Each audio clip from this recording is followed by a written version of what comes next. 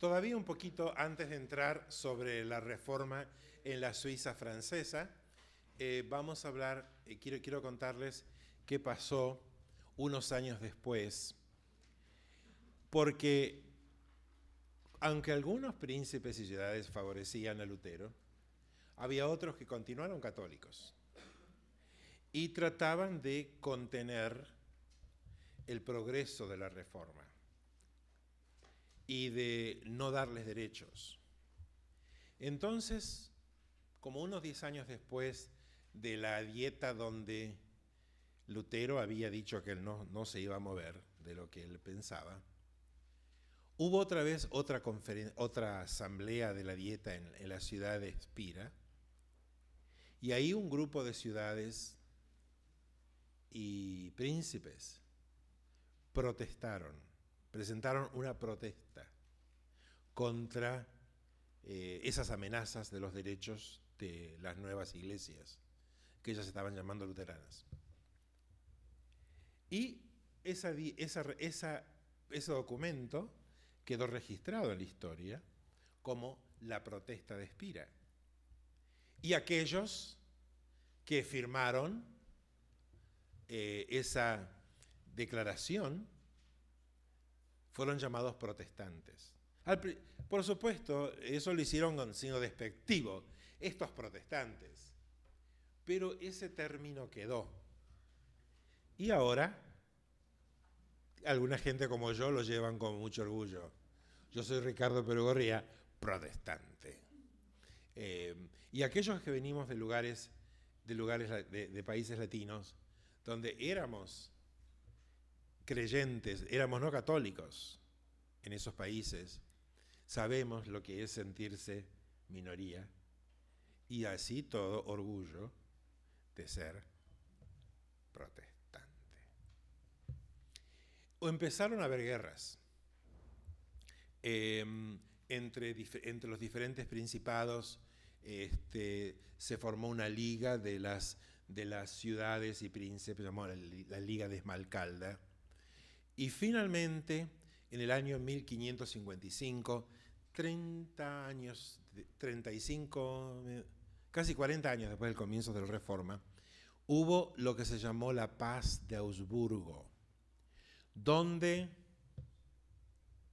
se estableció que ciertos principados y ciertos territorios de Alemania iban a ser protestantes y los otros católicos.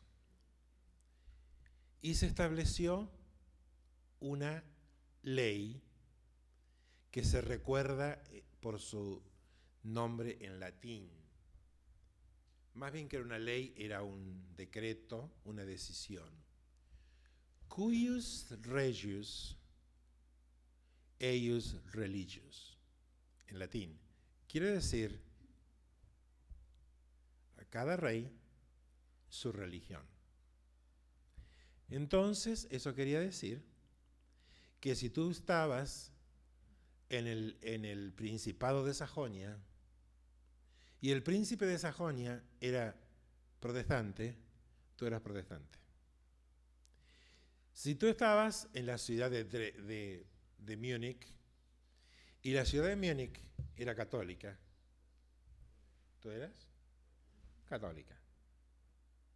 Y si no te gustaba y eras protestante en Múnich, te tenías que ir a Sajonia. Y si no te gustaba ser protestante en Sajonia y eras católico, te tenías que ir a Múnich. Y así fue que se establecieron las líneas en Alemania. Y todavía hasta el día de hoy, el sur de Alemania es más católico y el norte de Alemania es más protestante, aunque haya libertad religiosa. Pero lo triste fue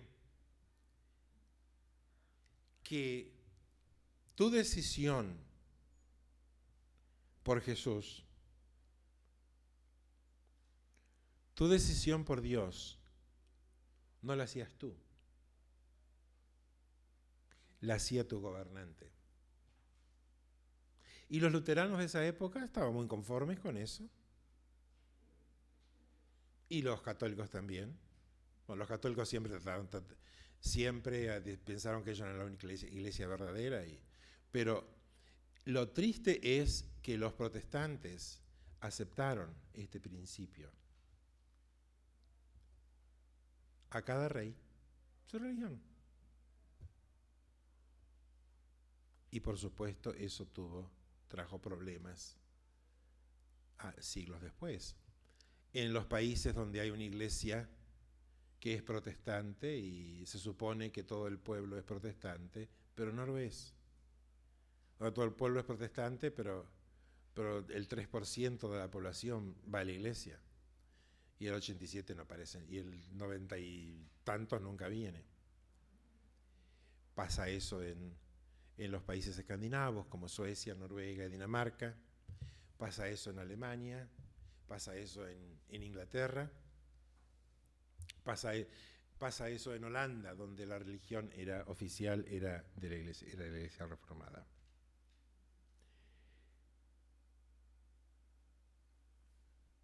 Lutero murió en 1546.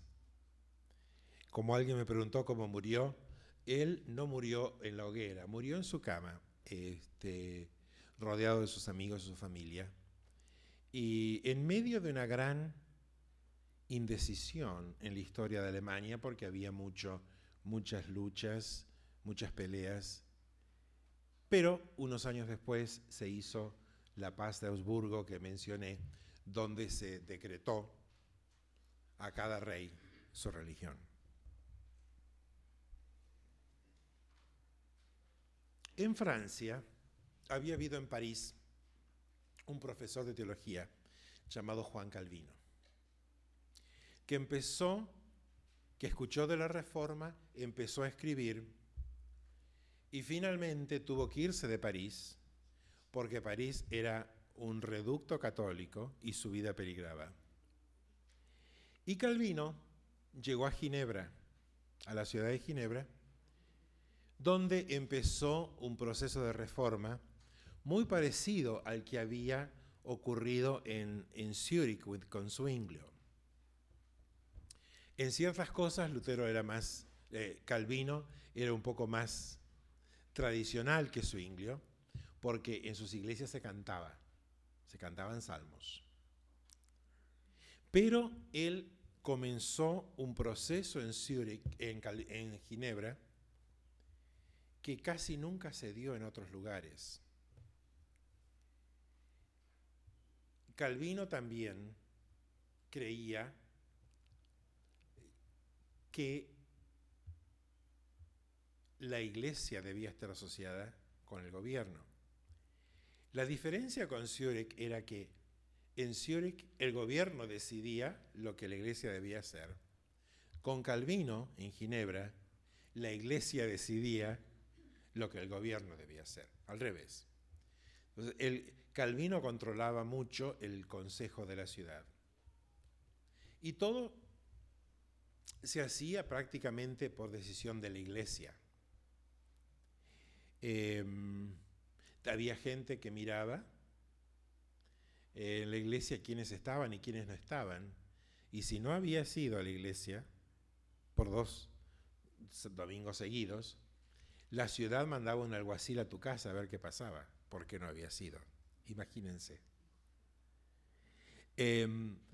Antes de tener los servicios de Cena del Señor, todo el mundo tenía que estar bien y confesar sus pecados. Y si no estabas bien, ahí te llamaban enfrente de los pastores y te corregían. Había servicios todos los días en las iglesias. Y eran servicios no como esta clase de 50 minutos que tenemos hoy recreo. Y eran sermones de 2 horas. Imagínense. ¿Alguno ha estado con sermones de 2 horas? ¿Sí? ¿Y uno cómo se siente? Bueno, entonces en la iglesia, en las iglesias de Calvino había ancianos que estaban a los costados de los bancos con unas varas largas. Entonces cuando veían a alguien que cabeceaba, ahí estaban desde el costado con la vara para despertarlo. Así que imagínense, es lindo acordarnos de Calvino, pero piénsenlo piénsenlo 2 veces antes de decidir que quisieran estar en una iglesia como las iglesias de Calvino. Ginebra fue como un faro de luz en toda Europa. Si ustedes se fijan en el mapa que les di anoche, los países, el país suizo, los cantones suizos, están como en el centro de Europa, y entonces venía gente de todas partes, protestantes de Holanda, protestantes de Inglaterra, de los países escandinavos, de Hungría, todos venían a Ginebra. Ginebra era casi como el Vaticano de los protestantes en aquella época. Y los pastores venían de todas partes, venían a aprender, Calvino enseñaba, y ellos volvían a sus países y establecían iglesias reformadas. Una cosa que caracterizó a la reforma de Calvino fue un nuevo concepto de gobierno de la iglesia. Hasta ese entonces no había, en la iglesia católica tú tenías estaba el sacerdote y estaba el obispo y estaba el papa. No había manera de discutir. Pero en la manera que Calvino organizó las iglesias de Ginebra, y luego se organizó en muchísimas iglesias, y esa organización sigue hasta ahora, fue lo que se llamó el sistema presbiteriano de gobierno. Si ustedes pasan y ven una iglesia presbiteriana, eso quiere decir que eso es una iglesia que está organizada en la manera que Calvino sugirió. En los países europeos, esas iglesias se llaman reformadas. También hay iglesias reformadas aquí. Pero el gobierno está hecho por un concilio de ancianos, que es el gobierno de la congregación. Ese concilio de ancianos trabaja con el pastor, pero el pastor no tiene decisión. El que decide es el consejo de ancianos. Ese consejo de ancianos, a la vez, nombra representantes a un sínodo, que es como una conferencia, digamos, regional. Y finalmente, esos sínodos forman lo que se llama una asamblea general. Ese es el sistema presbiteriano o el sistema reformado. Y así continuó después de Calvino. Esa es una de las grandes cosas que Calvino legó a la gente que le continuó. Entonces, cuando ustedes ven una iglesia reformada o una iglesia presbiteriana, saben que esas iglesias tienen más o menos, siguen más o menos las doctrinas de Calvino. Y ¿por qué digo más o menos? La doctrina calvinista es muy severa.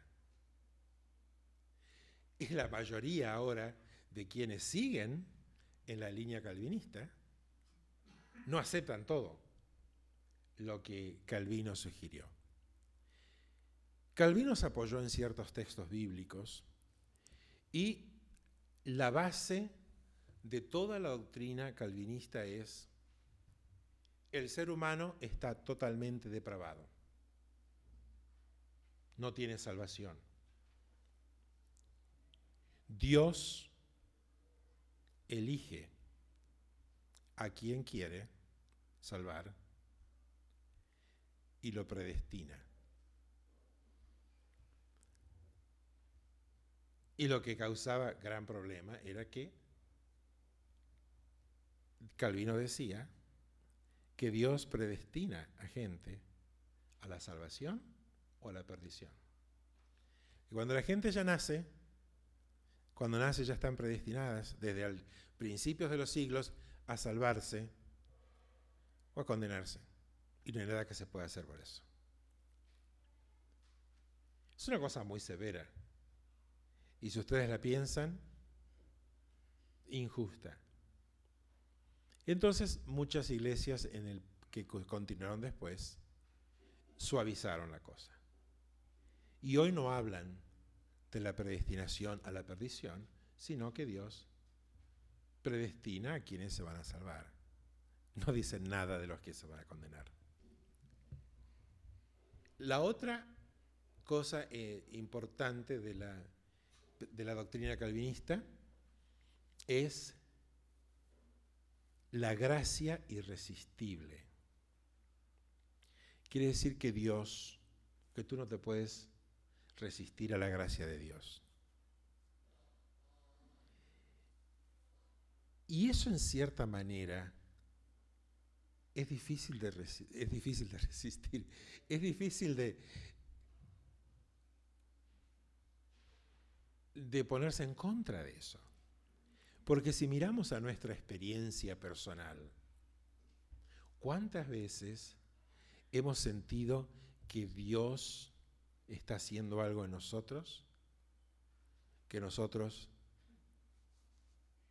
no podemos resistir? Decimos, esto es de Dios y Dios me está empujando. Dios me está poniendo en esto. De la misma manera, cuando hemos sido salvos, ha sido en muchos casos, tal vez nuestra experiencia ha sido, una cosa paulatina de comprender que Dios nos ama y estamos recibiendo su salvación. En otros casos es como un torrente, algo que no podemos soportar. Dios, aquí estoy. Esa es un desarrollo del principio de esa gracia irresistible de la cual Calvino hablaba. Y luego hubo el siglo siguiente, un desarrollo enorme de la ortodoxia, cuando la gente se hizo más calvinista que Calvino. Y en algunas iglesias, especialmente en Holanda, empezaron a determinar mucho más el sentido de la predestinación y ese tipo de cosas.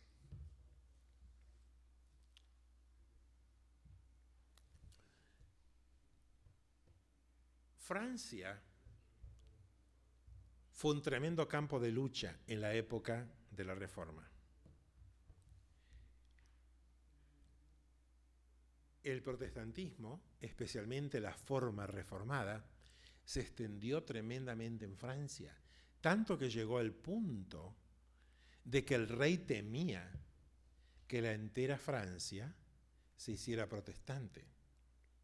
Había muchos nobles que se habían hecho protestantes, y estas veces eran por convicción, porque no podían apoderarse de propiedades de iglesias, porque Francia seguía siendo nominalmente seguía siendo católica. Y hubo en Francia varias guerras de religión. Guerras terribles, porque la gente se mataba el uno al otro, simplemente por ser católico o protestante. Esas guerras paraban por un tiempo, volvían a seguir. Hasta que en un momento, el rey de Francia decidió hacer la paz. Eso fue en el año 1572. Y el líder de los protestantes era el rey de un reino pequeño, el reino de Navarra, el reino del sur. Y entonces el rey ofreció la mano de su hermana, la princesa Margarita, católica, para casamiento con el príncipe Enrique, con el rey Enrique. Y de esa manera terminar con las guerras en Francia. Bueno, los protestantes no querían que eso ocurriera, pero finalmente sí. se decidió que Enrique iba a ir a París para casarse con Margarita.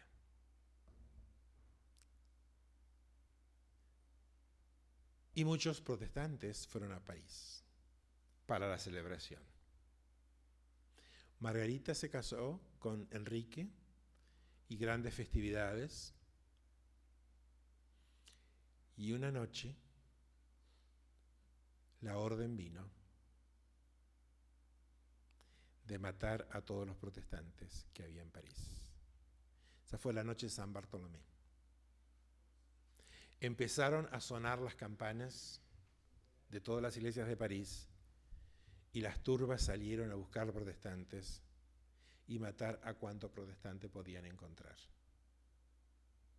Se calcula que 10.000 murieron esa noche. Pero otros 60.000 protestantes murieron asesinados en otras ciudades de Francia al mismo tiempo.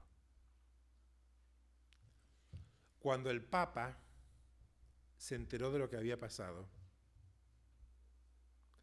no derramó una lágrima, al contrario, ordenó una gran celebración en Roma, un gran Te Deum en la Basílica de San Pedro para celebrar, y con todas las campanas de Roma repicando, para celebrar que 70.000 protestantes habían sido asesinados.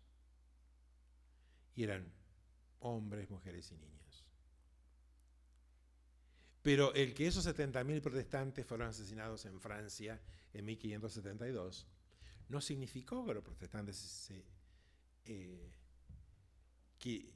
se sintieran derrotados. Las peleas siguieron hasta que finalmente el mismo príncipe, el rey Enrique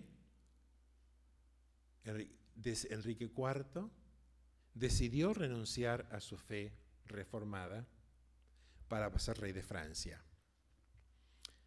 Y él dijo una frase que hasta el día de hoy es famosa: París bien vale una misa. Es decir, el reino de Francia es digno de que yo me haga católico. Pero lo bueno es que al hacerse católico él dio una cantidad de libertades a los protestantes. De modo que los protestantes en Francia, a partir de ese momento empezaron a fortalecerse y a hacerse muy, muy poderosos, hasta que unos 80 años después el rey Luis XIV decidió revocar ese edicto. Y si no te convertías, te tenías que ir. Si no te hacías católico, te tenías que ir. Y centenares de miles de protestantes se fueron. Eran toda gente muy ilustrada, artesanos, industriales, que luego fueron los que establecieron la base del crecimiento económico de Holanda, porque muchos se fueron a Holanda. Pero bueno, ahí ya nos extendimos un poco sobre lo que ocurrió en Francia. Pero hasta el día de hoy quedaron reductos en zonas de Francia totalmente protestantes.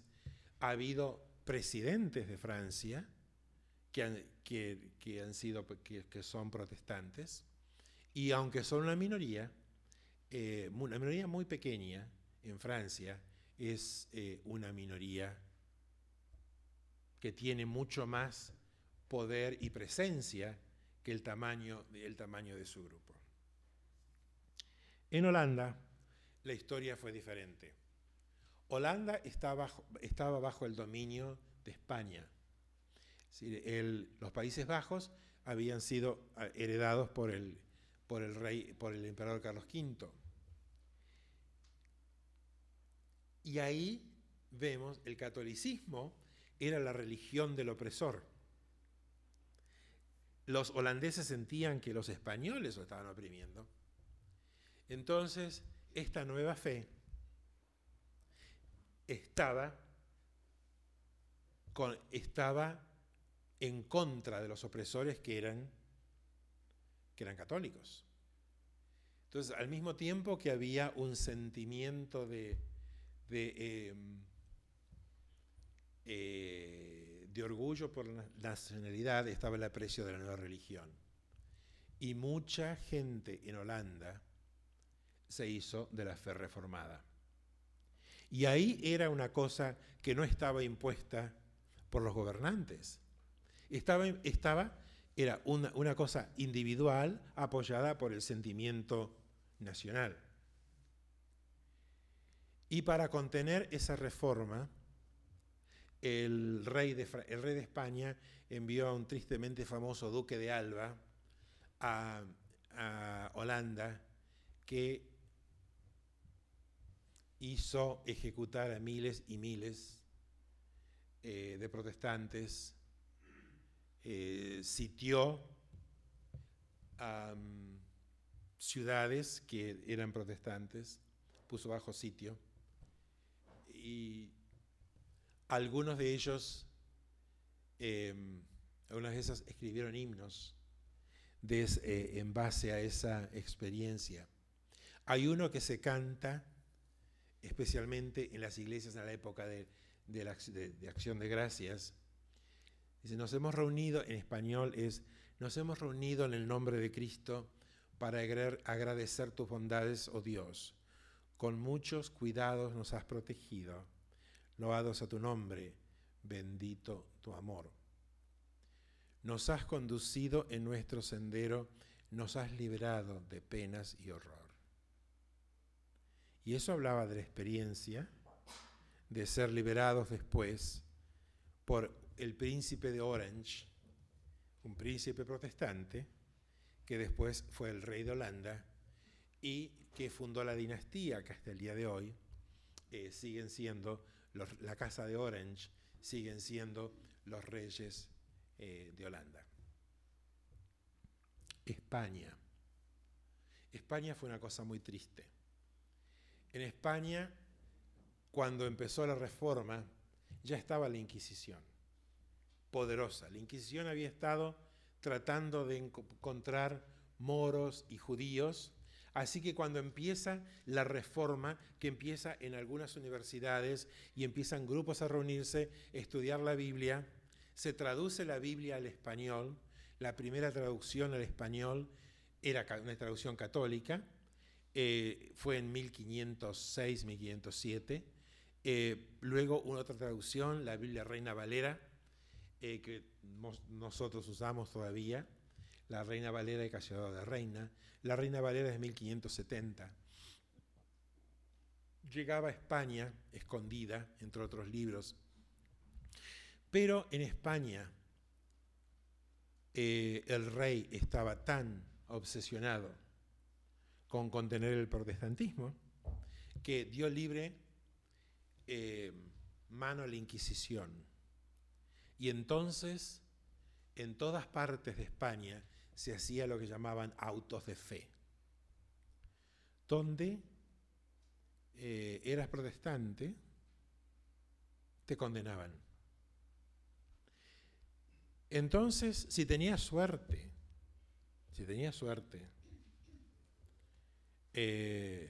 no te quemaban y te dejaban en la cárcel.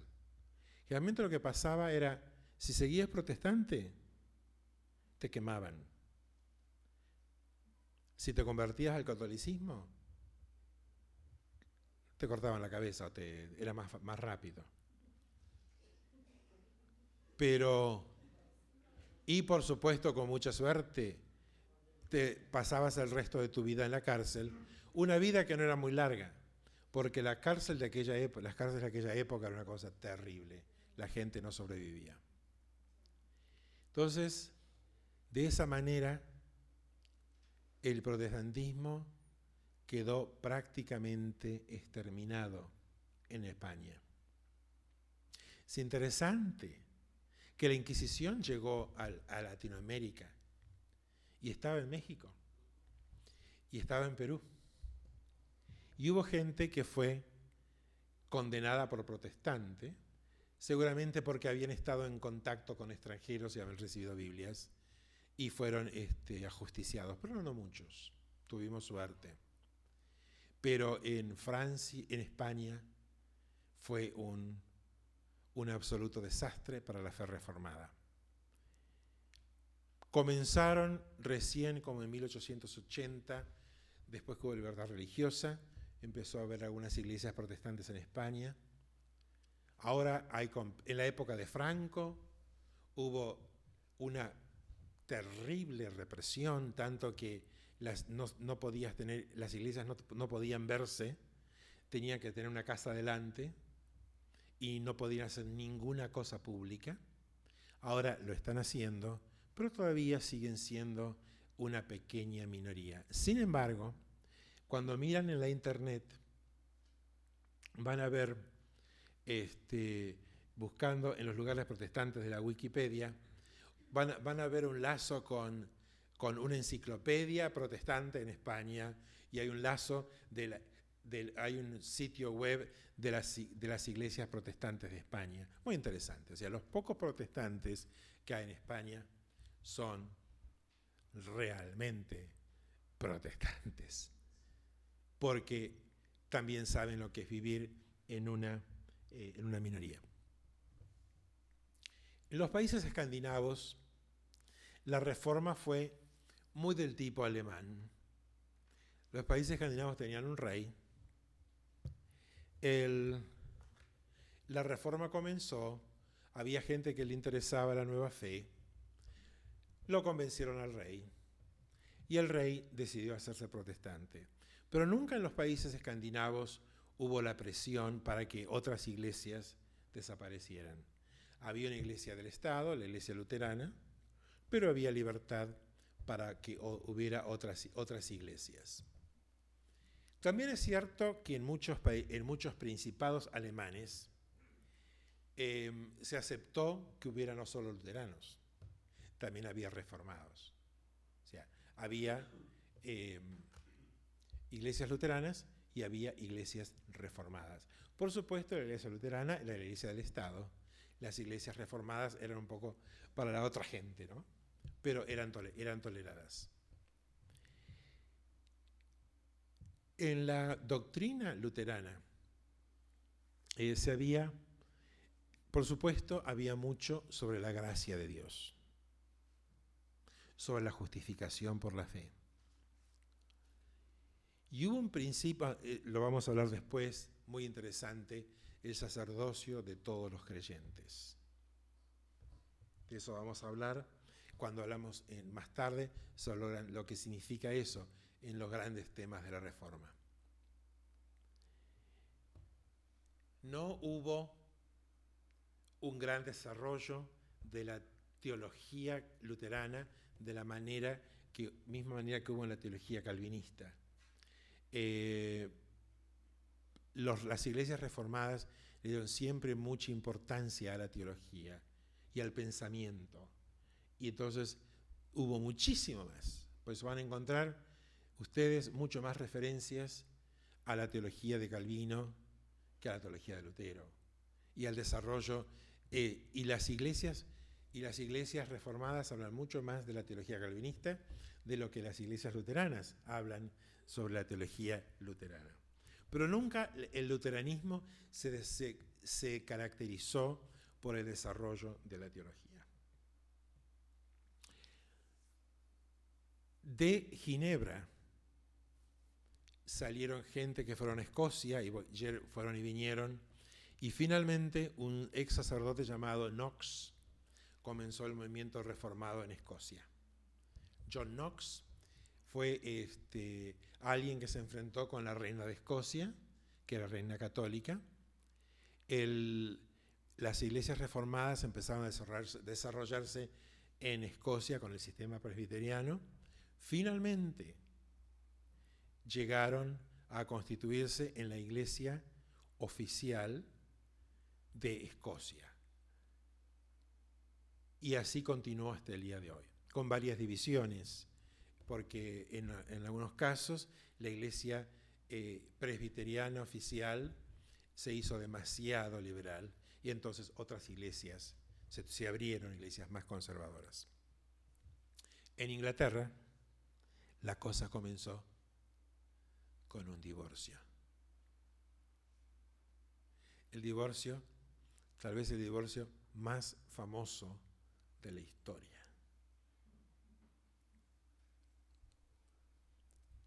el divorcio de Enrique VIII y Catalina de Aragón.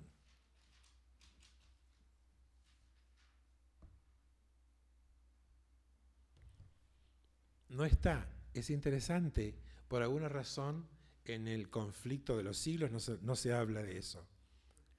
Pero el rey Enrique VIII de Inglaterra no tenía un hijo varón y necesitaba descendientes. Y su esposa era la tía o la hermana de Enrique, del rey de España. Y él quería divorciarse. Entonces le pidió permiso al Papa para divorciarse. Pero el Papa le tenía mucho más miedo al rey de España que al rey de Inglaterra. Entonces el Papa dijo, no. Entonces el rey Enrique VIII dijo, ajá, conmigo no se meten. Entonces él decidió que en Inglaterra el jefe de la Iglesia Católica, el jefe de la Iglesia era el rey. Entonces juntó a los obispos, les dijo, yo quiero ser el jefe de la Iglesia y si ustedes no aceptan yo ser el jefe de la Iglesia, les corto la cabeza. Entonces todos los obispos dijeron, sí, usted es el jefe de la Iglesia. Menos 2, pero en fin. Entonces aceptaron que Enrique VIII era el jefe de la Iglesia y entonces establecieron que el rey de Inglaterra podía divorciarse de Catalina y casarse nuevamente. Que se casó nuevamente y entonces, qué pena, no le nació un hijo varón, le nació otra hija.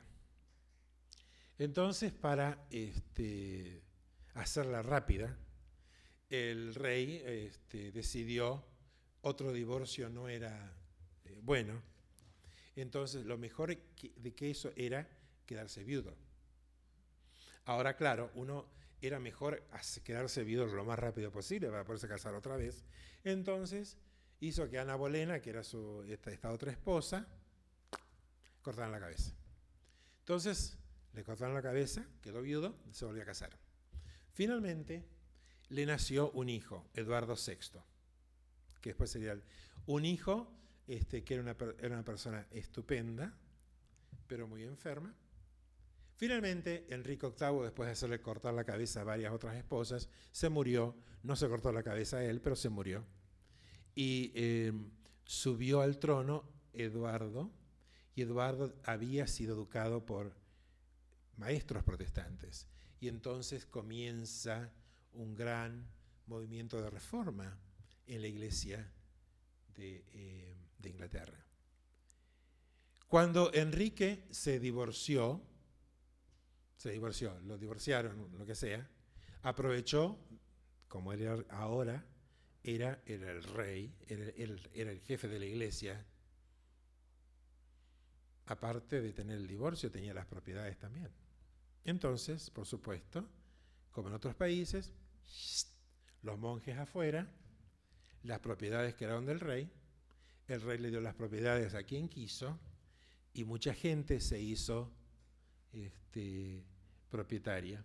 Y todavía algunos nobles de Inglaterra tienen sus mansiones y los que fueron anteriormente grandes abadías de la Iglesia. Así que bueno, muchos se beneficiaron de la desaparición de la Iglesia en Inglaterra. Pero no todo fue rosas. Eduardo murió. ¿Y quien le continuó? Era una hermana de él, católica, María, a quien llamaron María la Sanguinaria. Porque durante su reino, María aprovechó a cortarle la cabeza a cuanto protestante pudo. Por eso la llamaron María la Sanguinaria y también que le llaman, hay un cóctel en su memoria, se llama Bloody Mary, que es un cóctel hecho con jugo de tomate, pero es un juego de palabras entre la Reina María, la católica, la sanguinaria, y este color ¿Vieron hasta qué punto la época de la Reforma influye en nuestros días?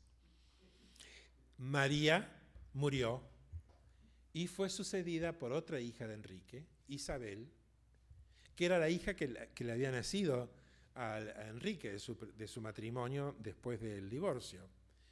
Y fue Isabel I, que volvió el protestantismo a Inglaterra, pero en un estilo muy diferente, manejado por el gobierno, en la iglesia que se llamó anglicana, en la cual no había mucha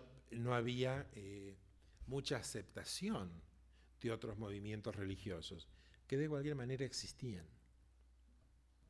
Pero mucha gente tuvo que irse, y muchos se fueron a Holanda.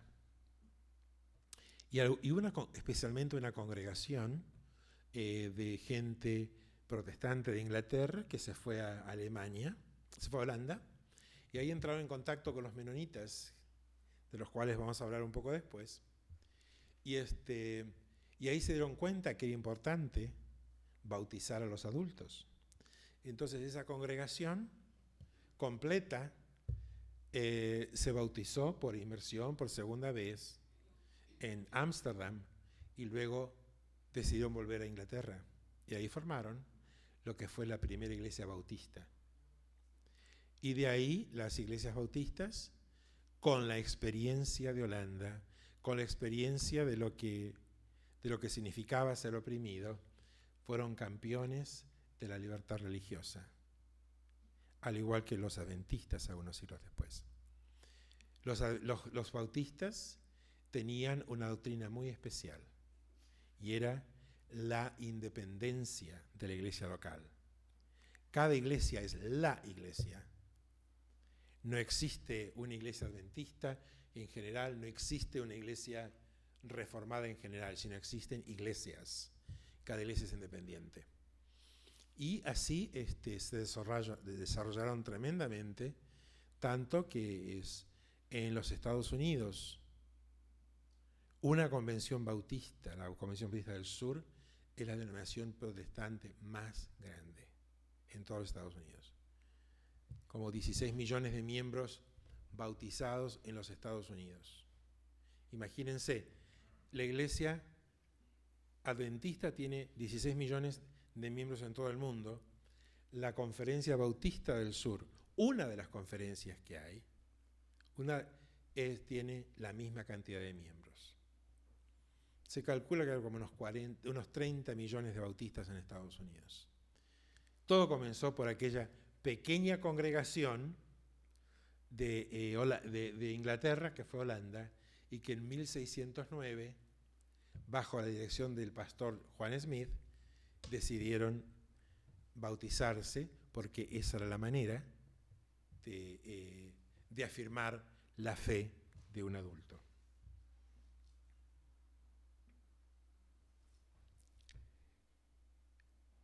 La Reforma en Inglaterra había sido también comenzada por un famoso traductor, Tyndale, que tradujo el Nuevo Testamento al inglés y por esa causa fue ejecutado.